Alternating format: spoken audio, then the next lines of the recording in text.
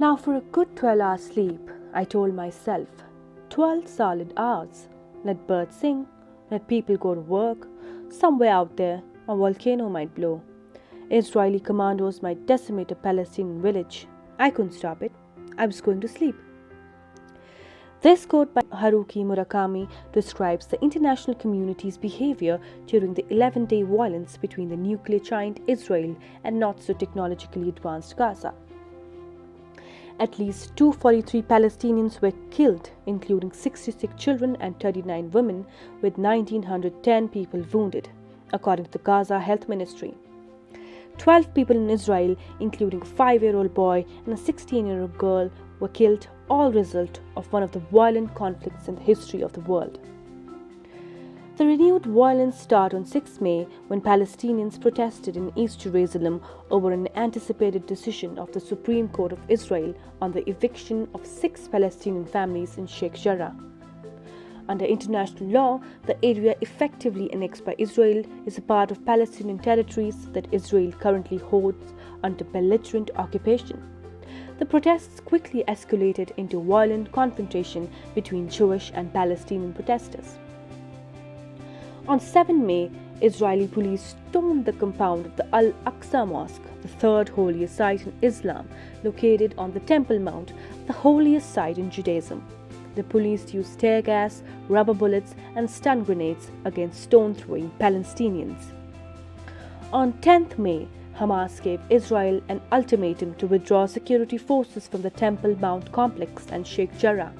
On the same day, Hamas and Palestinian Islamic Jihad began firing rockets into Israel from the Gaza Strip, hitting multiple residences and a school. Israel began a campaign of airstrikes against Gaza. On 11 May, the Israel Defense Forces said that at least 15 of the Palestinian casualties were confirmed members of Hamas, and also said that Palestinian civilian casualties were caused by errant rocket launches within the Gaza Strip. By 17 May, the United Nations estimated that Israel had demolished 94 buildings in Gaza, comprising 461 housing and commercial units. As of 19 May, at least 72,000 Palestinians have been displaced. Calls for a ceasefire were first proposed on 13 May by Hamas, but rejected by Israeli Prime Minister Benjamin Netanyahu. As of 20th May 2021, the Palestinian National Authority reported injuries for at least 1,900 Palestinians, and as of 12th May, Israel reported at least 200 injured Israelis. On 18 May, France, with Egypt and Jordan, announced the filing of a United Nations Security Council resolution for a ceasefire. A ceasefire between Israel and Hamas was enacted on 21st May 2021, ending 11 days of fighting, with both sides claiming to have won the conflict. So now the question here arises, what caused this massive conflict in the first time? Let's go into the historical background a little bit. From about 1517 to 1917, the Ottoman Empire ruled much of the Palestinian region, and Christians, Muslims, Jews lived in harmony.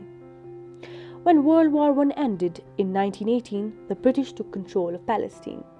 The League of Nations issued a British Mandate for Palestine, a document that gave Britain administrative control over the region and included provisions for establishing a Jewish national homeland in Palestine, which went into effect in 1923. In 1947, after more than 2 decades of British rule, the United Nations proposed a plan to partition Palestine into 2 sections, an independent Jewish state and an independent Arab state. The city of Jerusalem, which was claimed as a capital by both Jews and Palestinian Arabs, was to be an international territory with a special status.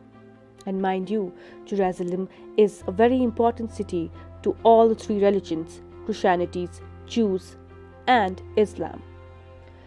After 1948, unable to solve the problem, Israel started to wage war against opposing Palestine. Palestinians were forced to flee their homes and become refugees. Jordan occupied land which became known as the West Bank, and Egypt occupied Gaza.